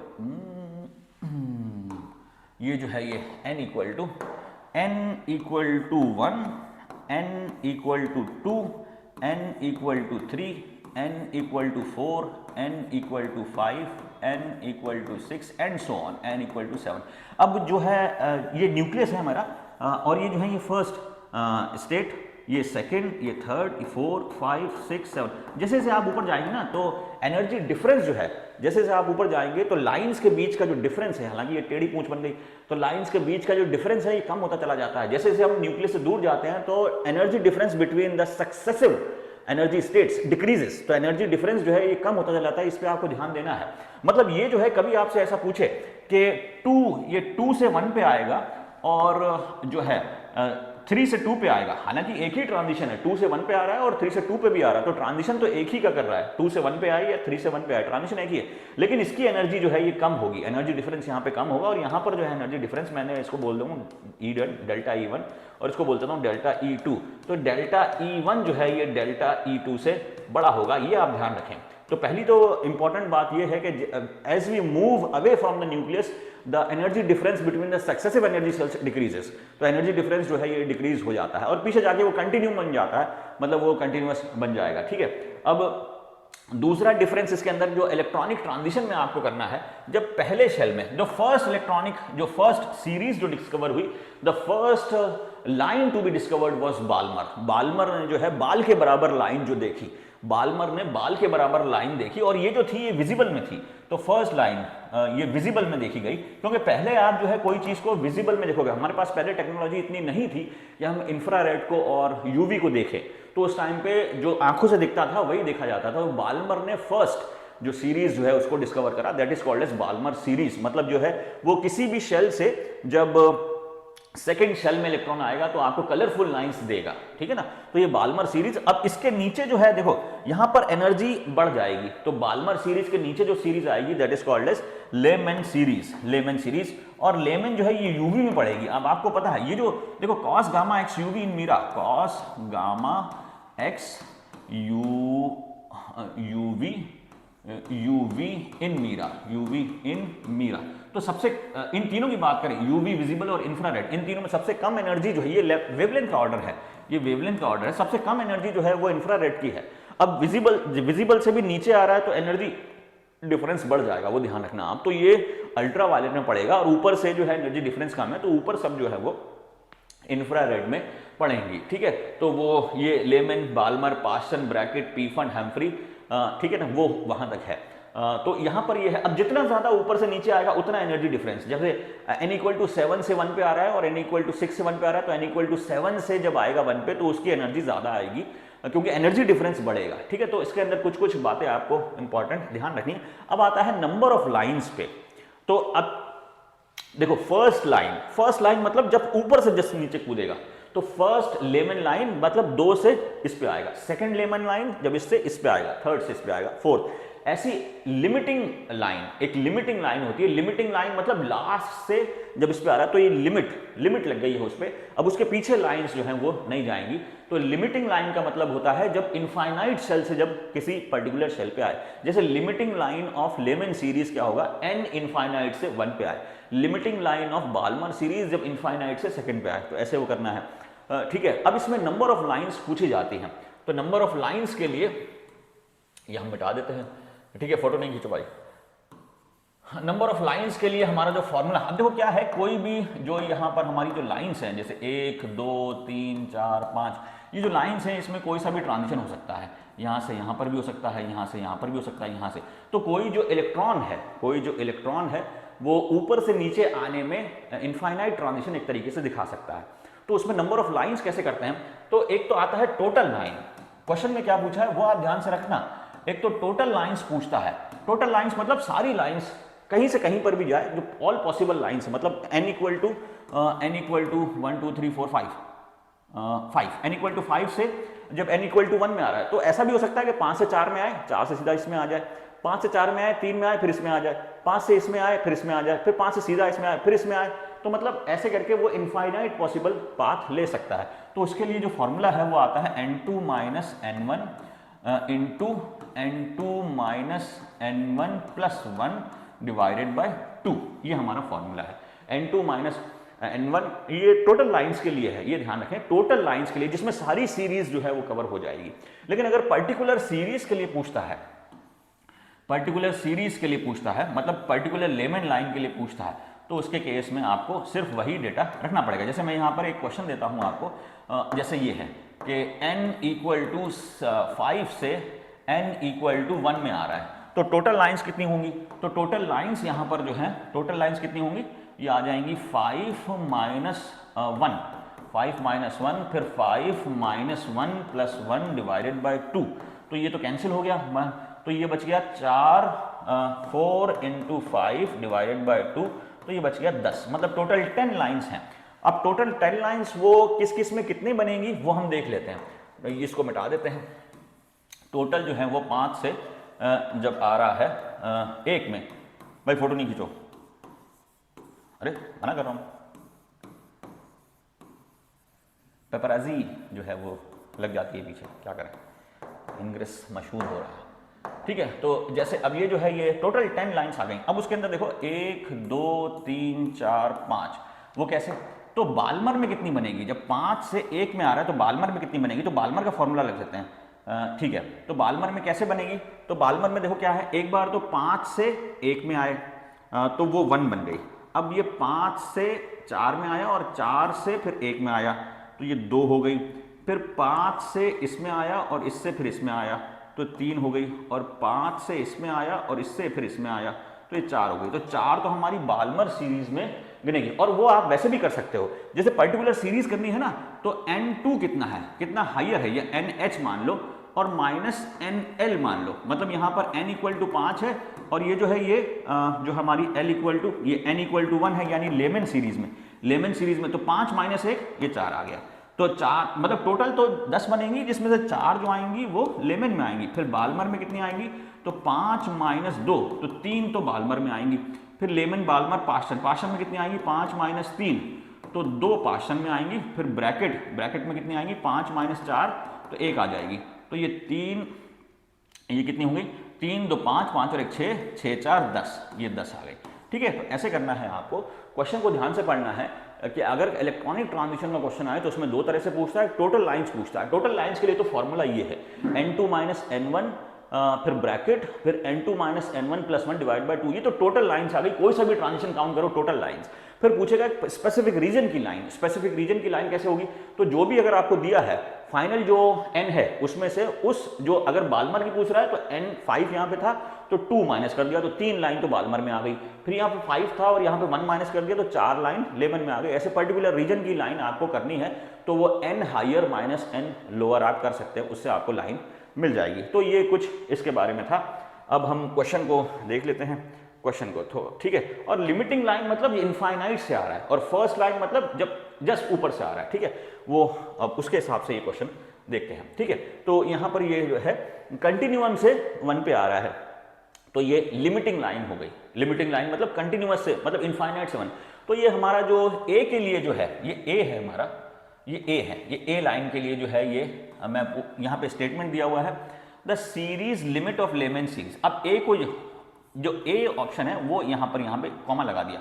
ये बोल रहा है, ये ए के लिए पॉइंट में बोल रहा हूँ कि the series limit of Lyman series, ए जो है वो लिमिटिंग सीरीज है। हाँ ये बात सही है, क्योंकि ए में जो है वो इनफाइनाइट से फर्स्ट में आ रहा है तो लेमन सीरीज फर्स्ट में आता है और इनफाइनाइट से आ रहा है तो लिमिटिंग आ गई।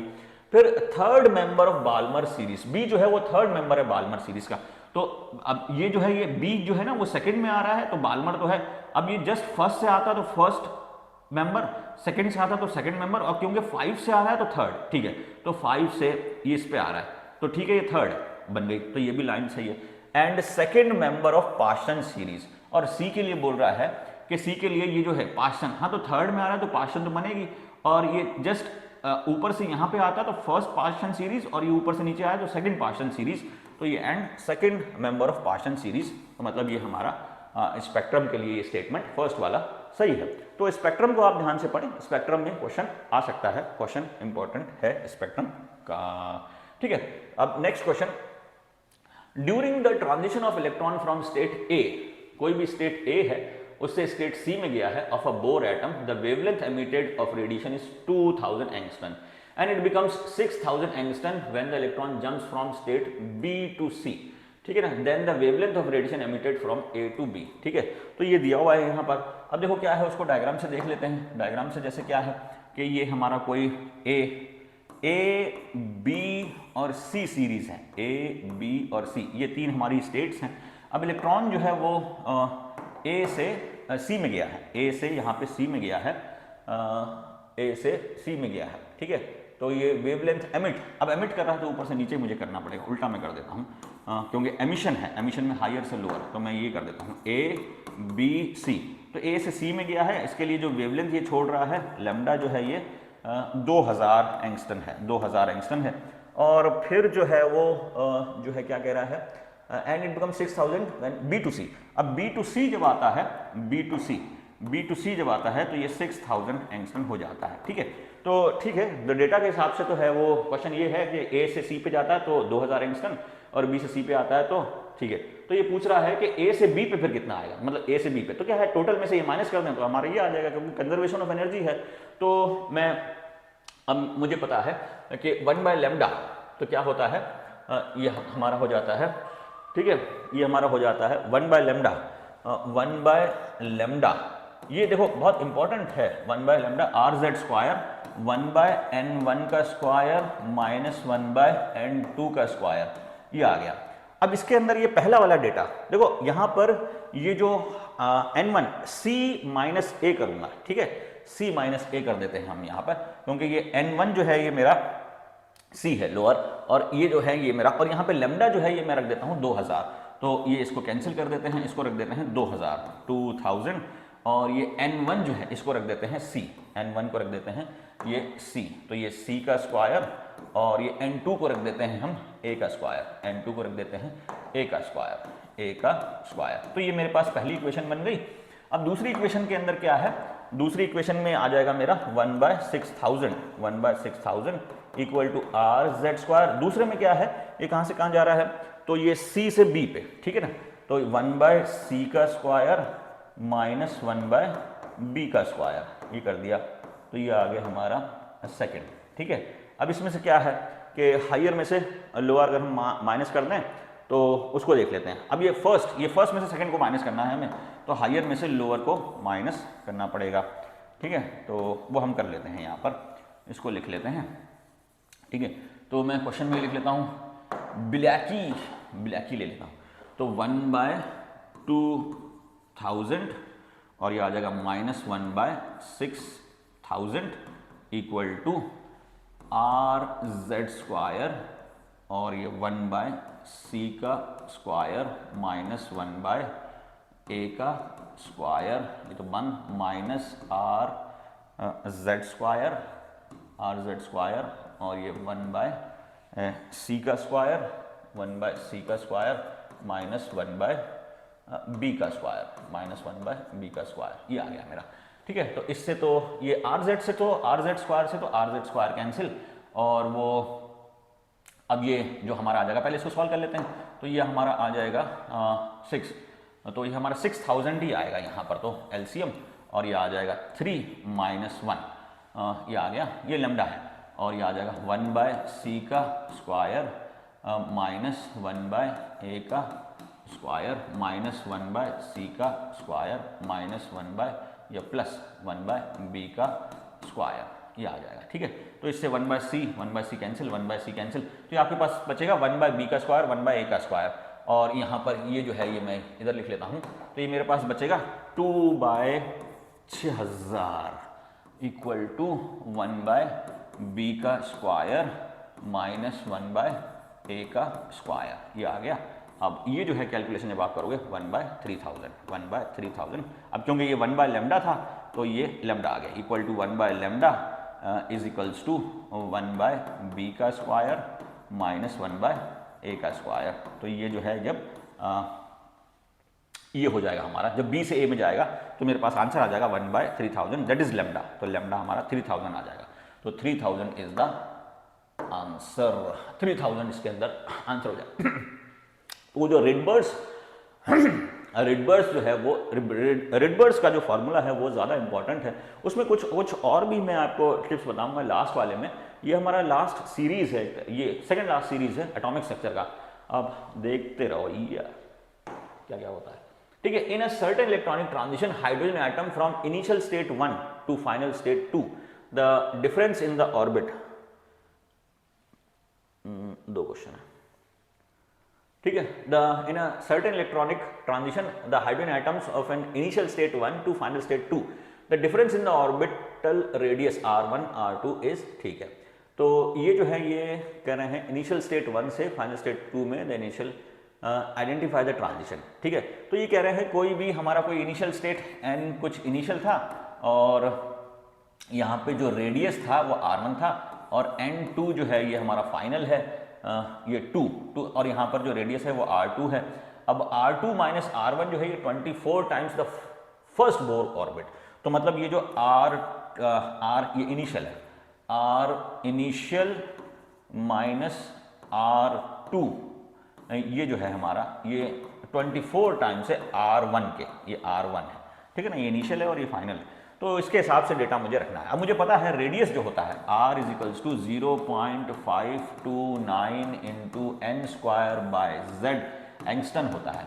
ठीक है, तो इसके हिसाब से मैं अगर r1 रखूं, मतलब इसके हिसाब से मैं अगर रख दूं r1, तो r1 कितना हो जाएगा मेरा, तो r1 में ये 1 हो जाएगा, ये सॉरी r इनिशियल स्टेट, तो ri मैं इसके अंदर लिख देता हूँ ni, और ये r1 minus r2 to final state. अब ये ऑब्वियस है कि अगर ri दिया है तो ri बड़ा है, ठीक है, तो मैं लिख सकता हूँ 0.529 इंटू ni का square initial state minus sorry upon z minus 0.529 by z into n final का स्क्वायर।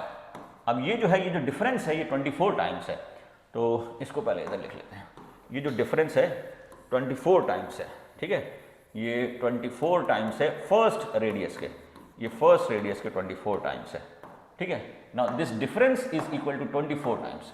ये जो डिफरेंस है ये तो R I minus R final करा मैंने, ये z है, 2 नहीं है, ये z है एटॉमिक नंबर, वो रेडियस। अब ये जो है ये 24 टाइम्स है, 24 r1, r1 में क्या रखूंगा इंटू 0.529 इंटू 1 का स्क्वायर डिवाइडेड बाय z, ये आ गया।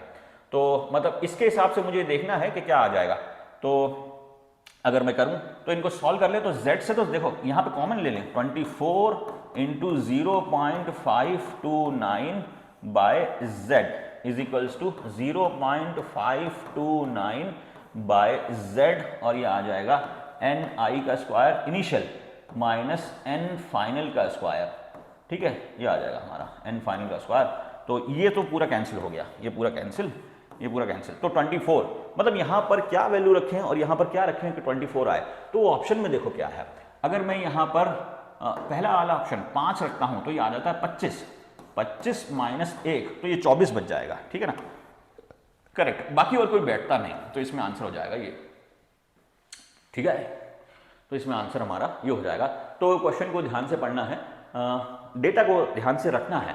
समझ में नहीं आया कोई क्वेश्चन तो आप उस पर ज़्यादा टाइम ना दें, ठीक है ना, क्योंकि जो भी क्वेश्चन आपके लिए नया है, आपने वैसा क्वेश्चन प्रैक्टिस नहीं करा है और आप उसमें फंस रहे हैं, तो फिर आप उसको टाइम बिंग छोड़ दें और बाकी पेपर करें। फिर बाकी पेपर करने के बाद आपके पास टाइम बचता है, सब कुछ करने के बाद, OMR भरने के बाद, चेक करने के बाद, सारा डेटा आपका चेक करने के बाद, आपने रोल नंबर सही लिखा है, सब कुछ लिखा है, सब कुछ पूरा है, फिर आपके पास टाइम बचता है, तो फिर ऐसे क्वेश्चन को करें। और कोई नया क्वेश्चन आपके फंस जाए तो उस पर ज़्यादा मतलब पहलवानी अखाड़ा उसमें नहीं लगाना, उसमें पहलवानी नहीं लगानी है, नहीं तो लंगोट खुल जाएगा आपका, ठीक है। ये हो गया। अब ये which one of the following statement is not correct regarding cathode ray anode रे पे कभी कभी क्वेश्चन आता है। कैथोड रे जो है वो कैथोड की सरफेस से निकलती हैं। कुछ पॉइंट आपको याद करने हैं कैथोड रे और एनोड रे में, ये इंपॉर्टेंट, कैथोड रे और एनोड रे ये है। तो कैथोड रे जो है वो कैथोड की सरफेस से निकलता है, कैथोड रे जो है कैथोड की सरफेस से ही निकलता है, लगभग सरफेस से ही निकलता है, और ये फास्ट मूविंग इलेक्ट्रॉन्स होते हैं। और एनोड रे जो है ना वो सरफेस से नहीं निकलता, वो बीच की जो गैस है उसके आयनाइज होने से निकलता है। बीच की जो गैस है वो आयनाइज होती है और उसमें जो है वो न्यूक्लियस जो है, फास्ट मूविंग न्यूक्लियस, ये ट्रेवल करता है एनोड रे में। तो एनोड रे जो है वो नेगेटिव से पॉजिटिव की तरफ चलती है, और ये जो कैथोड रे जो है वो नेगेटिव से पॉजिटिव की तरफ चलती है, और एनोड रे जो है ये उल्टा चलती है, ये एनोड से और कैथोड की तरफ, मतलब ये कैनाल रेज हैं। कैथोड को उन्होंने क्या कर दिया था, परफोरेटेड कर दिया था, तो कैनाल रेज हैं। तो कैनाल रेज जो है वो उल्टा चलती हैं, एनोड से कैथोड की तरफ चलती हैं, ठीक है। तो वो आयनाइजेशन ऑफ गैस पे होता है, जो कर्नल होता है गैस का वो एक तरीके से ट्रेवल करता है, वो ध्यान रख लेना। तो कैथोड रे emitted from the surface of cathode ray, while canal ray are produced in between cathode और एनोड रे, वो वहां पे बनती हैं। और कैथोड रे नेगेटिव से पॉजिटिव की तरफ चलती है और एनोड रे पॉजिटिव से नेगेटिव की तरफ, मतलब एनोड से कैथोड की तरफ चलती है। अब यहां पर E/m जो रेशियो है ये इंडिपेंडेंट होता है गैस में, इंडिपेंडेंट ऑफ गैस, क्योंकि कैथोड रे जो है वो फास्ट मूविंग इलेक्ट्रॉन्स हैं और इलेक्ट्रॉन हर चीज के एक ही होते हैं, इलेक्ट्रॉन हर चीज का एक ही जैसा होता है। तो कैथोड रे में E/m रेशियो इंडिपेंडेंट है, इंडिपेंडेंट। कैथोड रे का E/m ratio independent of nature of gas. इसी वजह से तो कैथोड रे के एक्सपेरिमेंट से ही थॉमसन ने E/m निकाला था इलेक्ट्रॉन का, और वो गैस पे इंडिपेंडेंट होता है, तो सभी हर बार वो कांस्टेंट ही आ रहा था, इसलिए उसको कांस्टेंट माना गया।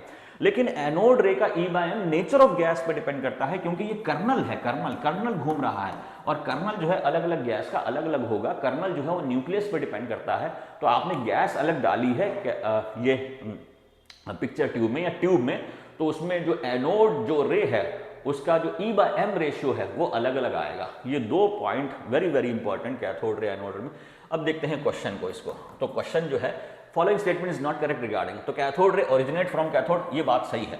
Charge and mass of the particle cathode depend upon the nature of gas. हाँ ये गलत है, ये गलत है। The charge and mass of the particle cathode not depend, ये सही है। दे पॉसिबल, ये तीनों सही है, तो ये चीज़ हमारी गलत हो गई, तो ये हमारा आंसर हो गया, ठीक है। In the determination of charge to mass by ratio deflection of electron from the original path increase with increase voltage. हाँ ठीक है, इंक्रीज, तो ये जो डिफ्लेक्शन है ये वोल्टेज पर डिपेंड करता है, ठीक है ना, डिफ्लेक्शन वोल्टेज पर। एक आप ये याद कर लो, ई बाय एम रेशियो ये होता है नेपी, ई बाय एम रेशियो ये होता है नेपी, एन ए और पी ई, बच्चे की नैपी है, बच्चे की नैपी आप देखो जितना छोटा बच्चा होगा उतनी उसकी नैपी भरी होगी। तो ये आता है न्यूट्रॉन, न्यूट्रॉन ये अल्फा, अल्फा ये प्रोटॉन और ये इलेक्ट्रॉन। तो सबसे ज्यादा ई बाय एम जो है वो इलेक्ट्रॉन, क्योंकि इलेक्ट्रॉन का मास सबसे कम होता है, तो E by M inversely ratio, inversely proportional to mass. तो न्यूट्रॉन का मास सबसे ज्यादा होता है और चार्ज भी जीरो होता है, तो नैपी, ये ध्यान रख लो, नैपी ये इंपॉर्टेंट है, नैपी। तो इनग्रेस आपको नई नई ट्रिक्स, नए नए टिप्स सिखाता है। आपको अगर अच्छा परफॉर्म करना है तो इनग्रेस को सब्सक्राइब कर लीजिए भाई, हमारा ही भला करिए। तो इनग्रेस को सब्सक्राइब करिए, चैनल को जो वीडियोस हैं उसको लाइक करिए। आपको जो कुछ दिक्कत है वो कमेंट कर सकते हैं, हमें अप्रोच भी कर सकते हैं। बहुत जल्दी हम अपना व्हाट्सएप ग्रुप जो है वो बना रहे हैं, आप सबको लेके भागना नहीं है उसमें से छोड़ के, ठीक है ना, ही ब्लॉग करना है, तो उसको ज्वाइन कर लेना है। तो बने रहिए। My best wishes for all the students, Ingress की best wishes, Ingress is always with you and do subscribe us.